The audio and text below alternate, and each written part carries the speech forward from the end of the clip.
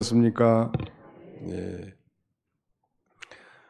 지난 시간에 그 어린 양의 혼인잔치라는 제목을 우리가 살펴봤지만 구체적으로 5절 이하를 살펴보지 못했고 중요한 주제이기 때문에 도대체 그 어린 양의 혼인잔치는 무엇을 의미하는지 그것이 또 얼마나 기쁘고 즐거운 잔치며 우리가 여기에 참여할 자로서 어떻게 살아야 될 것인지 본문을 통해서 함께 연애받고자 합니다. 제목을 한번 따라서 합시다. 어린 양의 혼인잔치. 예수님의 그 공생의 최초의 기적, 이적을 행하심은 가나의 혼인잔치집에서 물을 포도주로 바꾸는 놀라운 그 기적이 있었죠.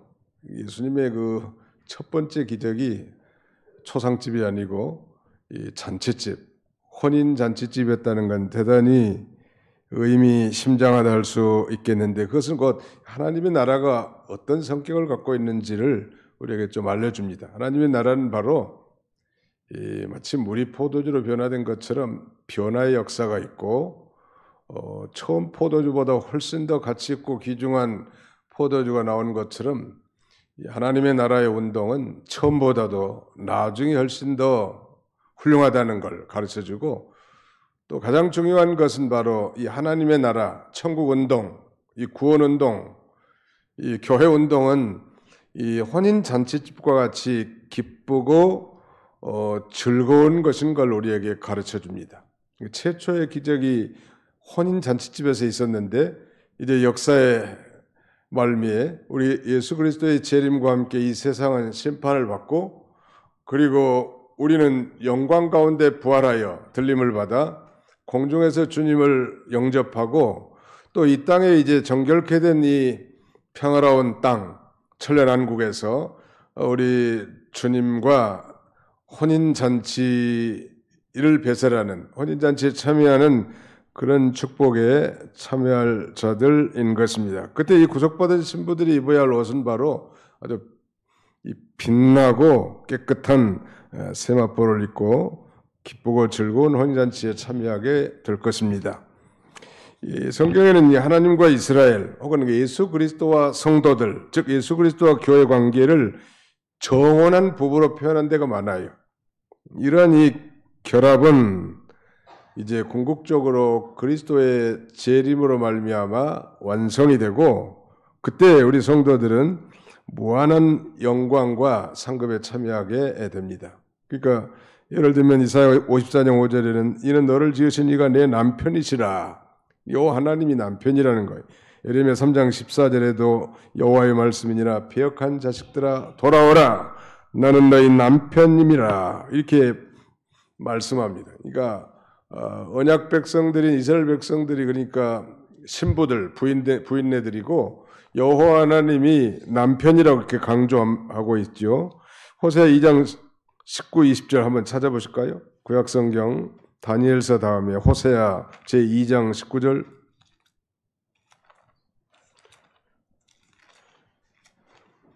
호세아 제2장 19절로 20절을 같이 한번 읽겠습니다. 1259쪽에 호세아 제2장 19절로 20절 시작. 내가 내게 장가들어 영원히 설되 공의와 정의와 은총과 긍휼이 여김으로 내게 장가들며 진실함으로 내게 장가들리니 내가 여호와를 알리라. 바로 여호와 하나님께서 내게 장가들어서 영원히 살되 공의와 정의와 은총과 긍휼이 여김으로 장가든다는 이 혼인이라고 하는 게 이제 뭐 결혼식장에서 주례할 때도 강조합니다만 결혼식이 혼인이 아니고 혼인이라는 건 바로 연합입니다. 연합. 하나 되는 거. 내 부모를 떠나 하나님이 짝져준 사람과 함께 이제 연합이 되는 것이죠. 그 연합이라는 건 한 세 가지 의미가 있는데 육체적으로 연합됩니다. 살을 섞고 자는 거죠. 있지. 하나가 돼 육체적으로. 또 정신적으로도 이제 하나가 되기를 힘쓰고 또 신앙적으로도 영적으로도 연합한 걸 가르쳐요. 그러니까 여호와 하나님이 자기 백성들과 장가들었다. 너는 내가 너희 남편이다. 이런 표현은 곧 이 하나님의 백성들과 하나님 사이의 친밀한 연합 관계를 비유적으로 표현하는 것입니다. 그렇게 친밀하게 살아야 되고, 또 우리 부부 관계를 통해서도 그리스도와 교회 관계라고 바울은 에베소 교회에 보낸 편지에서도 강조하고 있지 않습니까? 자, 어린 양의 혼인잔치 같이 한번 읽어봅시다. 6절을 같이 한번 읽겠습니다. 시작. 또 내가 들으니 허다한 무리의 음성과도 같고 많은 물소리와도 같고 큰 우레소리와도 같은 소리로 이르되 할렐루야 주 우리 하나님 곧 전능하신 이가 통치하시도다. 사도 요한이 지금 환상 가운데 자신이 들은 음성에 대해서 한 가지의 비유로 말할 수 없을 만큼 그 소리가 아주, 자기가 들은 소리가 아주 장대하고 웅장한 그런 소리를 들은 거예요. 근데 그 소리가 마치 첫째는 허다한 무리의 음성과도 같고, 둘째는 많은 물소리와 같고, 세 번째는 우레소리와도 같은, 얼마나 아주 장엄하고 아주 웅장한 그런 소리를 듣게 됩니다. 아마 이 소리는 이 하나님을 시중드는 그런 그 천사들의 음성인 것 같습니다. 그 내용은 그거예요. 소리로 이르되 할렐루야. 여러분들이 읽으려고 했던 거 한번 따라서 봅시다. 할렐루야. 주 우리 하나님 그 전능하신 이가 통치하시도다. 네. 지금은 공중의 권세 잡은 자, 마귀가 이 세상을 주장한다는 말. 하나님 허락하신 범위 내에서.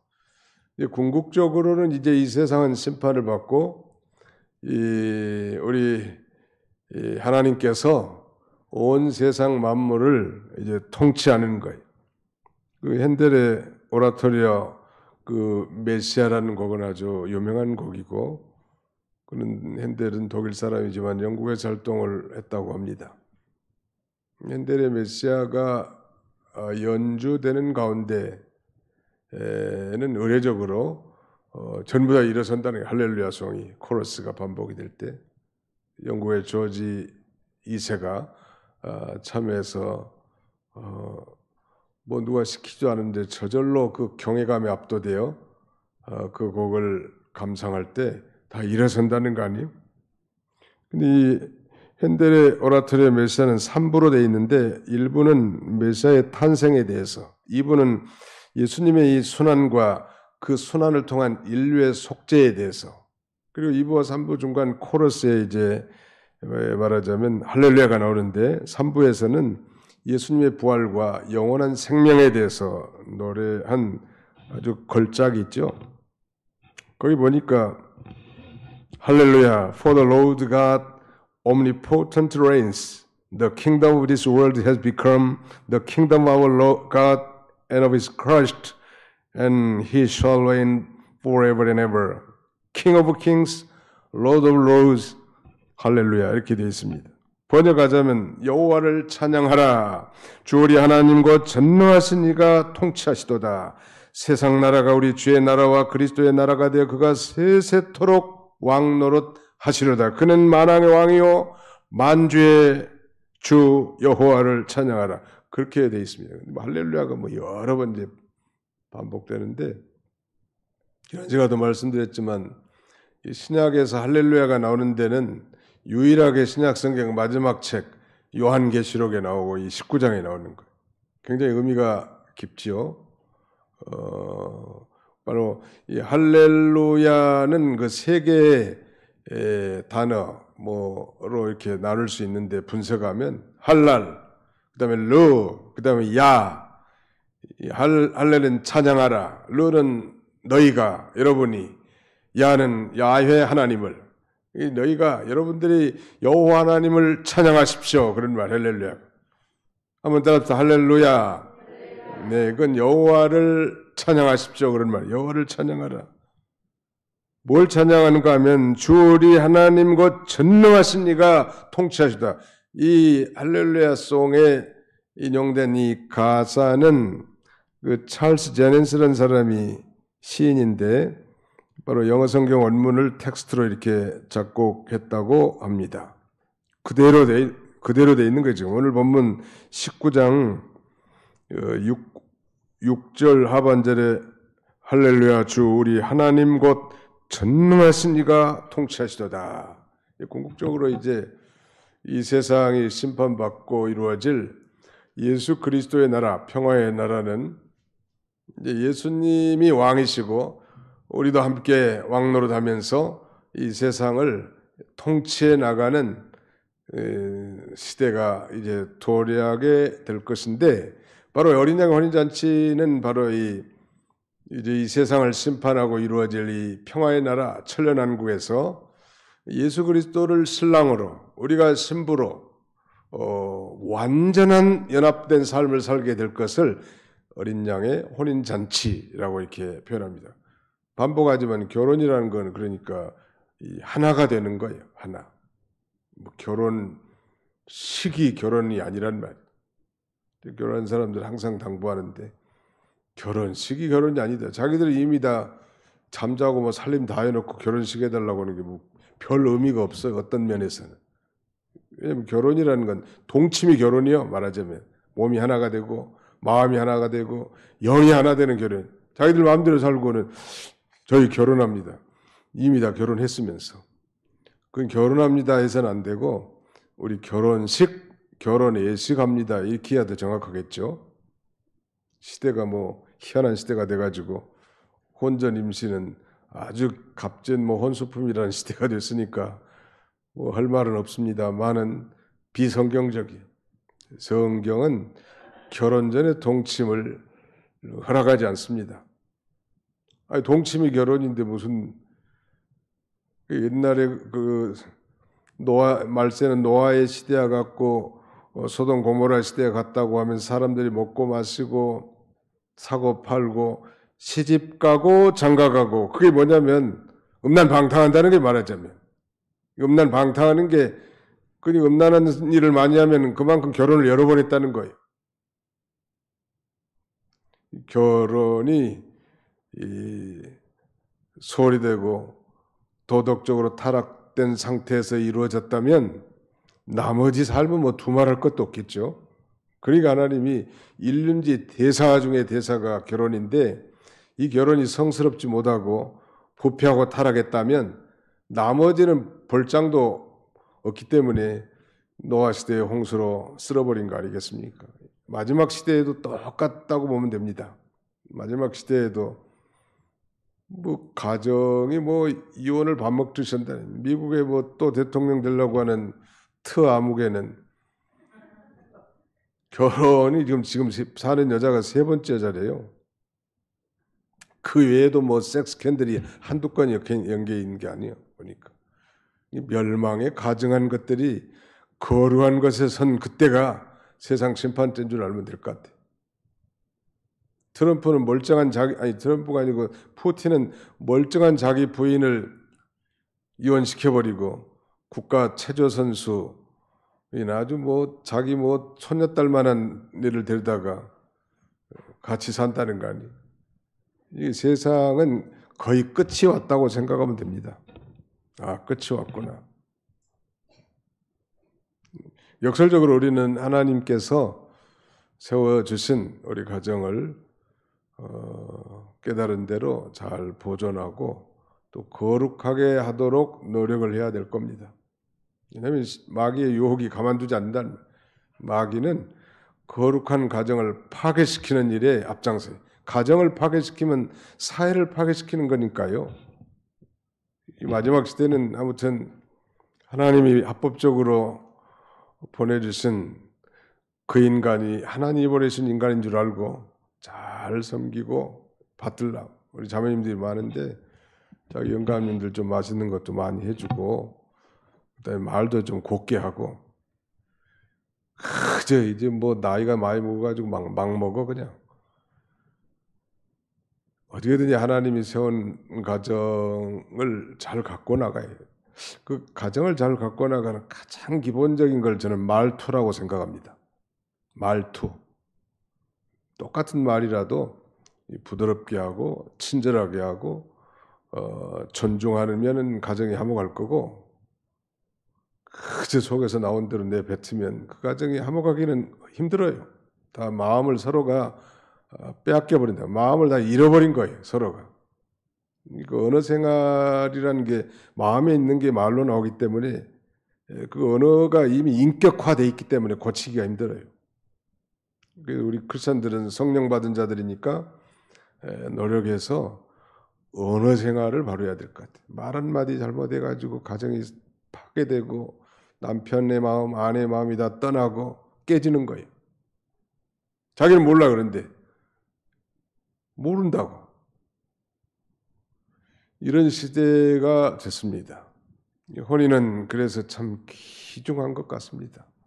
신랑 혼인 잔치에서 제일 클라이맥스라고 할까요? 아니면 최고의 정점은 신부 아닐까요? 뭐니 해도 뭐니가 아니라 결혼식에서의 최고의 주인공은 누구예요? 신부, 그러니까 신부.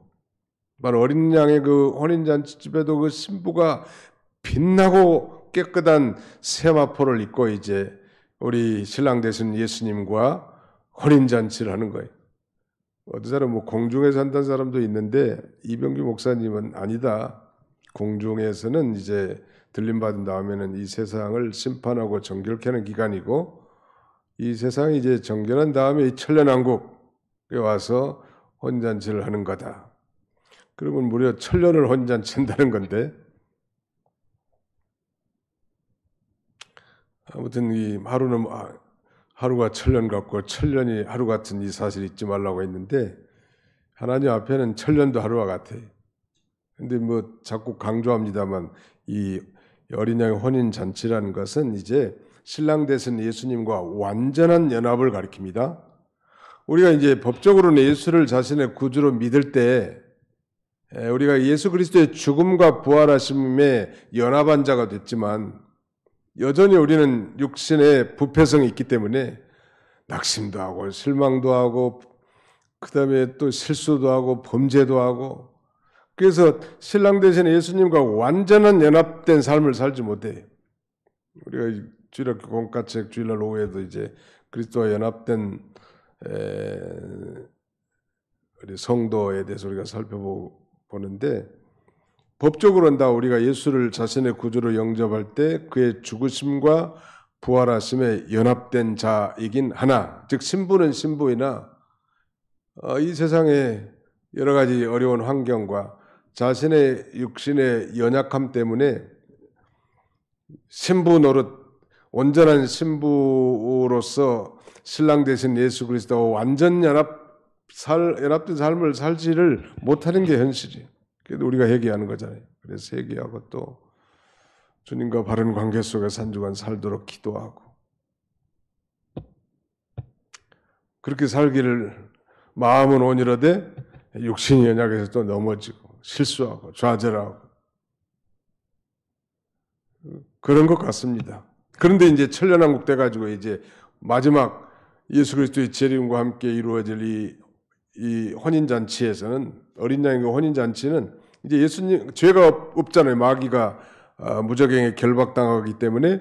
그래서 이제 예수님과 그때는 완전한 연합, 완전한 영적 연합의 삶을 살게 될 것을 이렇게 어린 양의 혼인잔치로 비유하고 있다는. 그러니까 우리가 그 나라 갈 때까지는 늘 그리스도의 신부로서 실패하면 또 회개하고 늘 노력하고 그리스도의 신부답게 살라고. 신랑이 요구하는 신부, 즉 신부에게 요구되는 신랑의 요구사항이 여러 가지가 있는 게 아니에요. 정절 하나 있잖아요. 아무리 신부가 똑똑하고 돈 잘 벌고 인물이 훤해도 부도덕 한다든지 그러면 그 신부감으로 빵점 있죠. 신부에게 요구되는 유일한 조건 하나는 순결이죠. 사도 요한이 이런 놀라운 음성을 들었는데 주 우리 하나님 곧 전능하신 이가 통치하시도다. 그 할렐루야라고 하는 핸델의 메시아의 클라이맥스도 바로 그거예요. 전능하신 여호와 하나님이 이제 통치할 것을 바라보고 노래한 것입니다. 그 다음에 이제 7절을 한번 같이 읽어보실까요? 7절, 8절 같이 한번 읽어보겠습니다. 7절로 8절 시작. 우리가 즐거워하고 크게 기뻐하며 그에게 영광을 돌리세. 어린 양의 혼인 기약이 이르렀고 그의 아내가 자신을 준비하였으므로 그에게 빛나고 깨끗한 세마포 옷을 입도록 허락하셨으니 이 세마포 옷은 성도들의 옳은 행실이로다 하더라. 그리스도로 인해서 핍박을 당하고 욕을 당하는 자에게 마태복음 5장 11절로 12절에 보면 기뻐하고 즐거워하라 하늘에서 내 상이 큼이라 그랬는데 오늘 19장 7절에 보니까 우리가 즐거워하고 기뻐하며 그에게 영광을 돌리세 그랬단 말. 바로 그들에게 주어질 큰 상은 어린 양의 혼인잔치에 참여하게 될 것을 가리키는데 바로 어린 양은 예수님을 가리키고 혼인 기약이 이르렀다고 하는 건 이제 혼인잔치는 서두에서 말씀드린 것처럼 예수님 재림한 이후에 이루어질 새 예루살렘과 새 땅, 천년왕국이라고 할 수 있고 거기 들어가 선다는 것.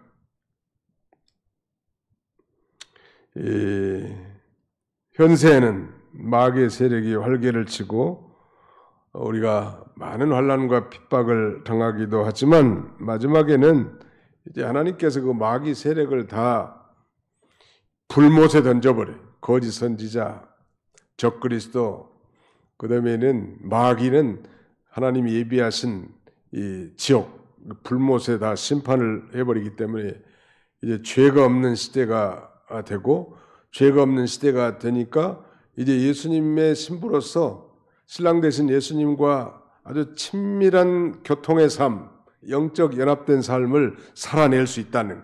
지금은 살아내려고 하다가도 어제는 성공했지만 오늘 실패했고 오전에는 찬송하다가 저녁에는 원망하고 그것이 이 지상에 있는 신부들의 갈등이에요. 그것이 지극히 정상인 줄 알고 뭐 그걸 엔조이라는 건 아니고 실패했을 때마다 또 저 갈보리 언덕에 높이 세워진 십자가를 바라보면서 그 피로 우리의 모든 허물과 죄를 깨끗하게 씻는 거예요. 그러니까 이 빛나고 이 깨끗한 세마포는 성도들의 옳은 행실이라고 했는데 그 옳은 행실이라는 건 학자들에 따른 해석이 있지만 칭의를 가리킨다고 봅니다. 예수를 우리가 믿을 때 하나님께서 예수 그리스도를 믿는 믿음을 보시고 너는 의롭다 이렇게 인정해 준다고 그랬죠. 이것을 칭의라고 한다고 했습니다. 이걸 다른 말로 말하면 세마포를 입혀주는 거예요. 처음에 예수 믿을 때 아주 빛나고 깨끗한 세마포를 입혀주시고 또 그 옷을 입고 천년왕국에서 혼인잔치에 참여하고 그 옷을 입고 하나님 앞에 가는 건데 살다 보니까 그 세마포 두루마기가 지저분해지고 더러워진다는 말.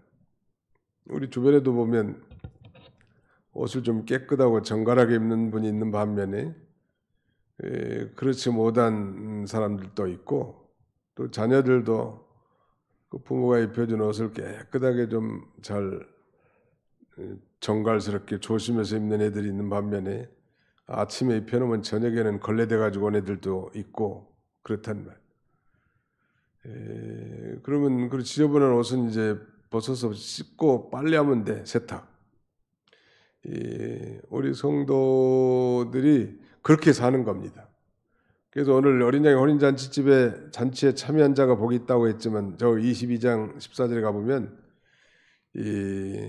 그 두루마기를 빠는 자들은 복이 있나니 그랬어요. 22장 14절 한번 읽어봅시다. 22장 14절.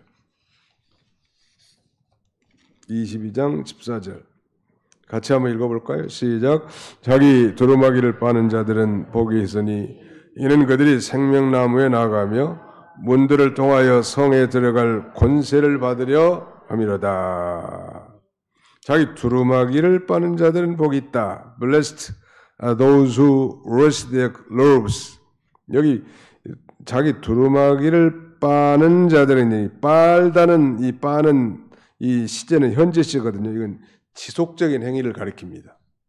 마치 베드로에게 이미 목욕한 자는 이 손발만 수종만 씻으면 된다고 말씀하신 것처럼 예수를 자신의 구주로 믿고 죄사함 곧 구원받은 자에게는 하나님이 빛나고 깨끗한 세마포를 입혀주신다고 그랬죠. 두루마기를 입혀주는 거예요.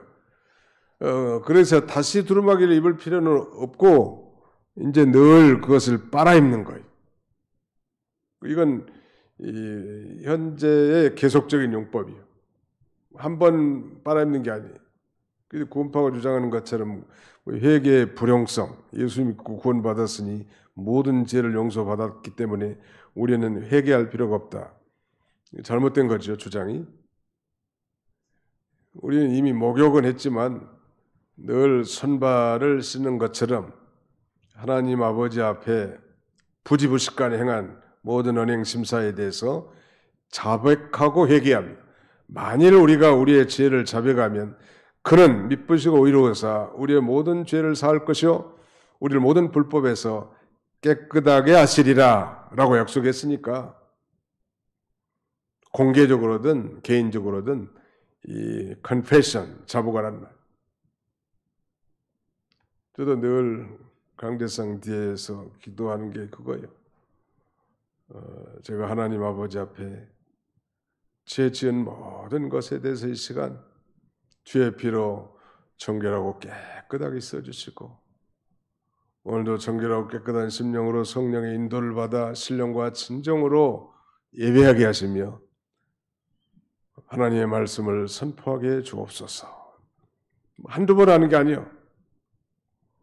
강대상 뒤에서 하는 기도의 단골 메뉴예요. 그게. 여러분들도 마찬가지죠. 교회 오시면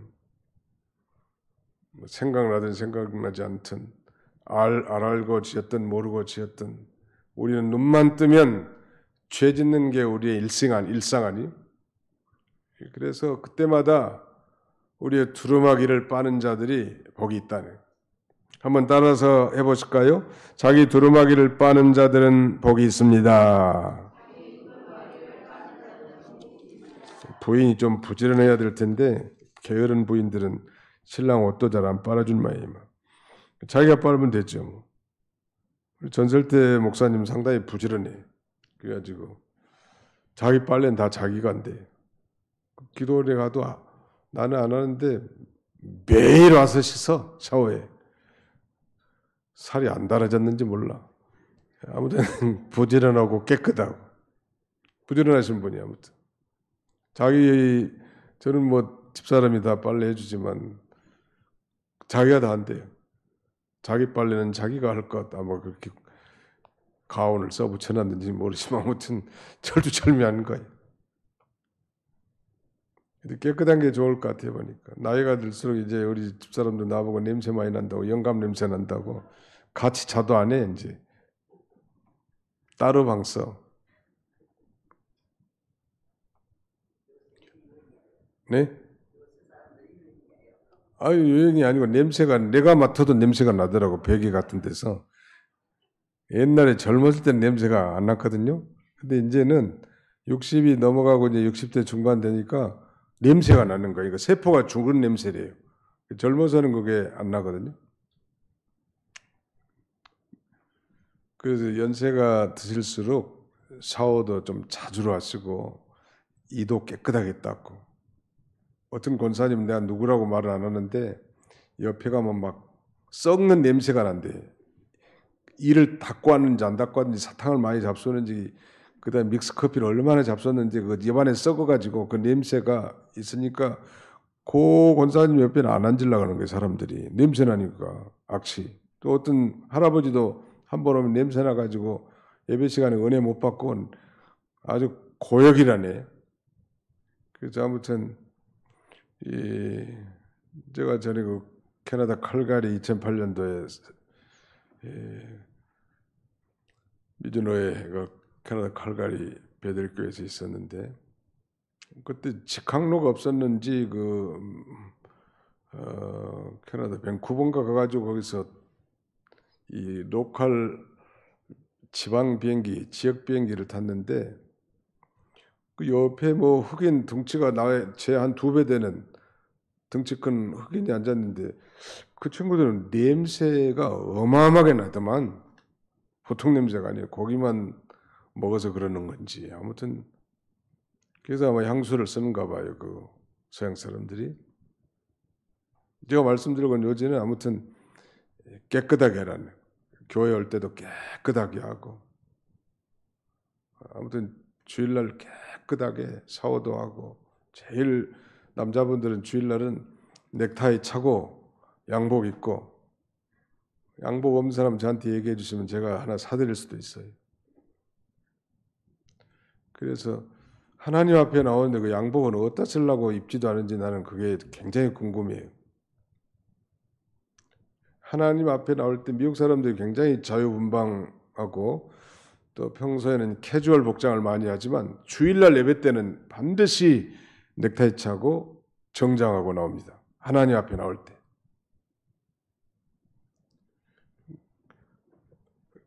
몸도 깨끗하고 마음도 깨끗하고 깨끗한 심령으로 하나님 앞에 나와 예배 드릴 때 하나님이 기뻐하시지 않을까요? 신부는 그렇게 해야 돼. 신부가 털털해가지고 뭐 이제 결혼한 지 몇 달 되지도 않았는데 몸빼 바지나 입고 뭐 머리는 뜩뜩 긁으면서 한 달에 한 번씩이나 감고 그러면 어울리지 않잖아요. 우리는 그리스도의 신부요. 그러니까 하나님 앞에 나오면 철저하게 회개하고 깨끗하게 하란 말이에요. 아무튼 두루마기를 빠는 자들에게 주어지는 두 가지 축복이 방금 22장 14절에 나와 있는데 하나는 생명나무에 나가며 그랬는데 이건 영생에 참여한다는 거고요. 다른 하나의 축복은 성에 들어갈 권세를 받으려 함이로다 그랬는데 이 성은 구원받은 하나님 백성들만이 들어갈 수 있는 천년왕국 예루살렘 성에 가서 혼인잔치에 참여하는 걸 가리키지 않겠습니까? 두루마기를 빠는 자들이 복이 있다는 거. 그게 이제 오늘 본문에도 자세하게 나오지만 8절에 그에게 빛나고 깨끗한 세마포 옷을 입도록 허락하셨으니 이 세마포 옷은 성도들의 옳은 행실이로다 그랬죠. 아무튼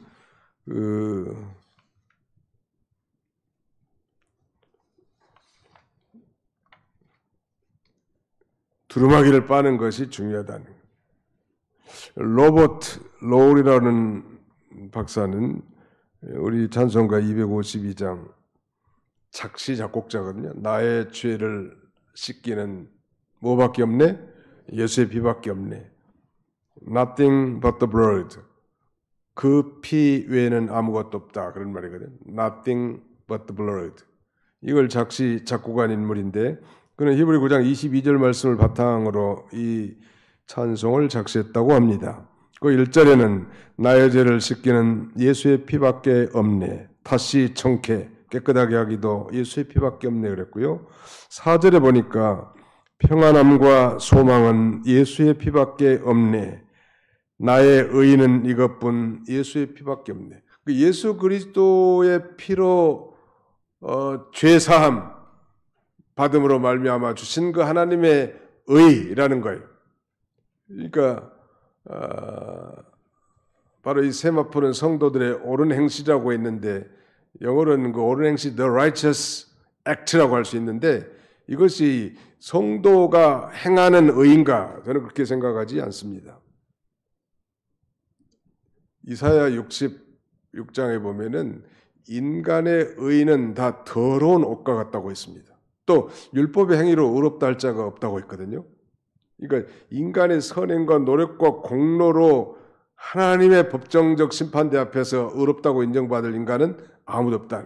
모든 사람이 죄를 범하였음에 하나님의 영광에 이르지 못했다고.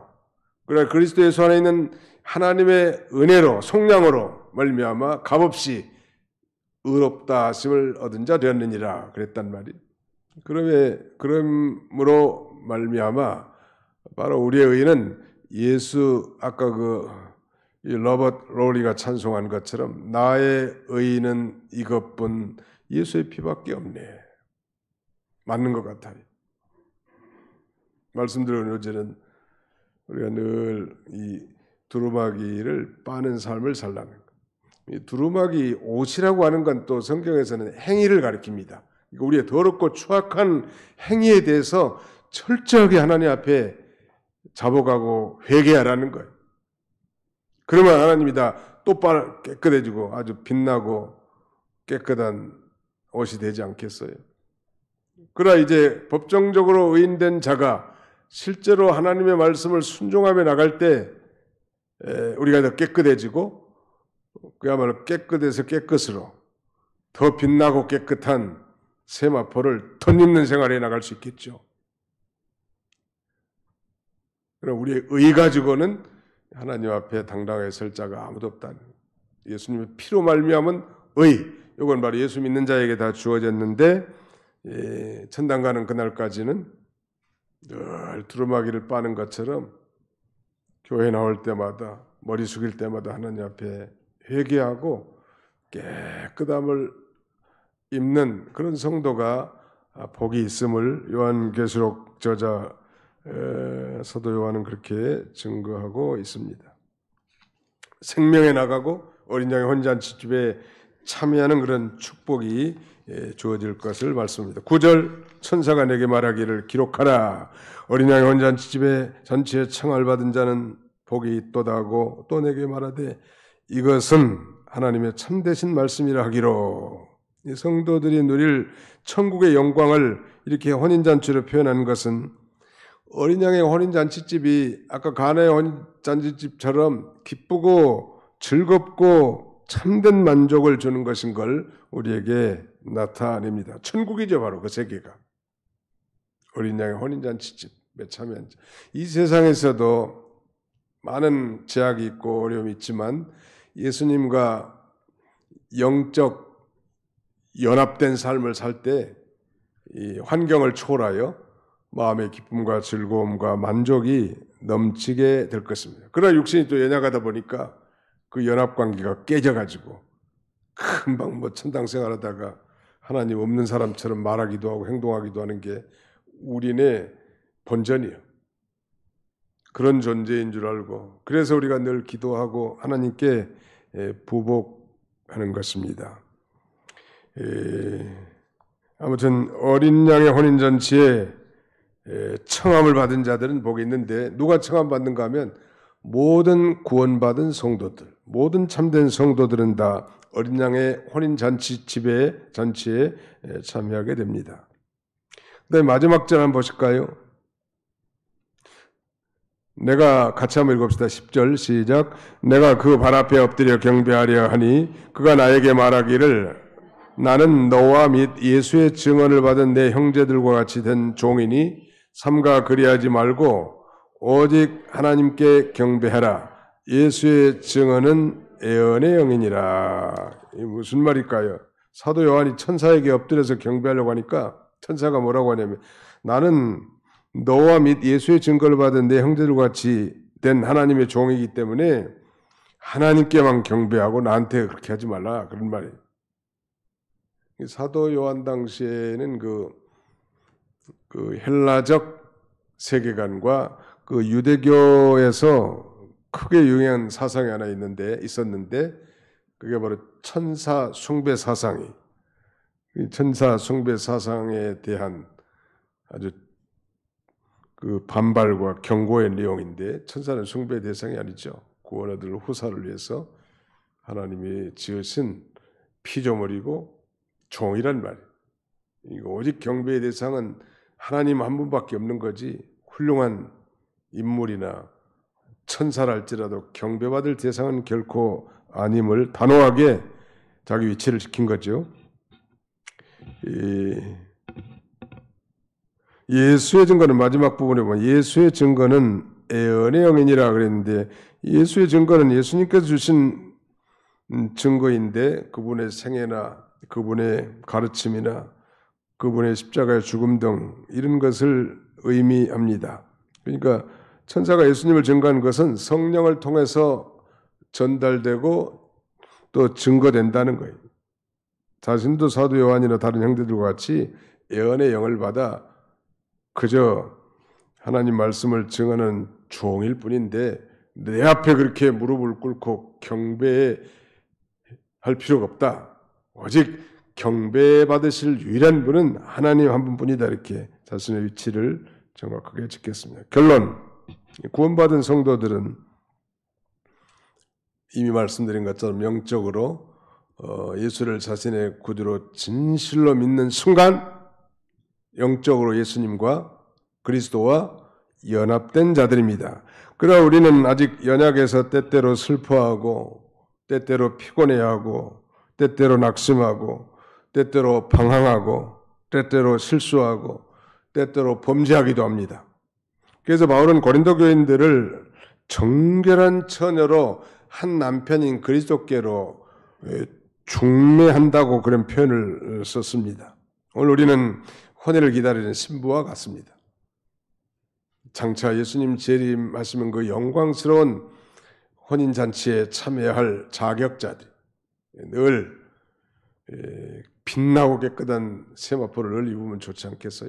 항상 복장이 단정하고 옷을 깨끗하게 입은 사람들처럼 하나님 아버지 앞에 흠도 없고 점도 없이 나타나도록 그 신부로서 잘 준비하면 얼마나 좋겠냐는 말. 혼인은 완전한 연합을 가리킨다고 말씀드렸습니다. 신부는 성도들을 가리키고요. 어린 양의 혼인잔치는 부활한 성도들이 이제 천국에 가서 영광 중에 그리스도와 완전한 연합된 삶을 누릴 것을 가리킨다고 말씀드렸죠. 그러니까 우리 성도들과 하나님과 영적으로 연합됐는데 그 연합을 파괴하는 것이 불신앙과 불순종이거든요. 연합된 삶. 이건 마치 어떤 삶과 같은 거 하면 포도나무 가지가 포도나무 원 줄기에 붙어있는 삶이 그리스도와 생명적으로 연합된 삶인데 그 사이를 자꾸 이간시키려는 게 불신앙, 불순종 이런 것들이거든요. 그러니까 우리가 철저하게 불신앙한 거 회개하고 불순종한 거 회개하고 또 불순종하려고 하면 고난이 오니까 잘 참고 기도하면서 주님과 아주 늘 친밀한 연합관계, 생명적 연합관계 살도록 우리가 노력할 필요가 있습니다. 주님 오늘도 주님을 떠나서 살지 않게 해주시고 주님에게 착 달라붙어서 주님과 연합된 복된 생명의 길을 걸어가게 해 주시옵소서. 우리가 갈 기도의 제목이요. 누구나 자신감이 있다고 되는 게 아니요. 하나님 앞에 나올 때마다 누구 사람 뭐 의식할 것도 없고 하나님 앞에 자신을 반추하면서 회개할 건 회개하고 고칠 것은 고치고 바로할 것은 바로하고 또 형제를 미워하고 잘못한 것은 또 용서를 구하고 그래서 늘 그 길을 걸어가는 거예요. 잘못한 건 또 저 십자가를 바라보면서 그 보혈로 우리의 두루마기 같은 행위들을 씻고 그래서 깨끗한 빛나는 그런 세마포를 입고 주님과 이 세상에서도 영적으로 동행하며 연합된 삶을 사는 그런 저와 여러분들이 다 되시기를 주님의 이름으로 축원합니다. 기도합시다. 기도하겠습니다. 어린 양의 혼인 잔치집을 생각하면서 기도하겠습니다. 살아계신 우리 아버지 하나님 감사합니다. 오늘 시간에 사도 요한을 통해서 주신 어린 양의 혼인 잔치에 대해서 살펴보았습니다. 우리가 신부고 예수님이 신랑이신데 우리가 믿는 순간 신부된 자격은 갖췄으나 정말 신부로서 정말 허물이 많고 신부로서 부족함이 많고 신부로서 실수가 많고 신부로서 범죄함이 많고 그래도 하나님은 결코 우리를 버리지 아니하시고 늘 저 십자가를 바라보면서 우리의 더럽고 추악한 행위, 더럽고 추악한 두루마기를 빨고 정결하고 깨끗한 심령으로 이 세상에서도 신부로서 주님과 연합된 삶을 살기를 원하시는 주님, 이 놀라운 비밀을 이 시간 우리가 살펴보았사오니 건더글로 듣지 않게 해주시고 마음에 깊이 새겨서 정말 우리가 법적으로 그리스도의 신부란 사실을 인식하고 하나님 앞에 불순종한 것, 믿음으로 행하지 못한 것, 또 말씀대로 살아가지 못한 것들을 날마다 회개하면서 정말 신부의 정절과 순결을 지켜나갈 수 있는 우리 모두가 되도록 우리 하나님께서 인도하여 주시옵소서.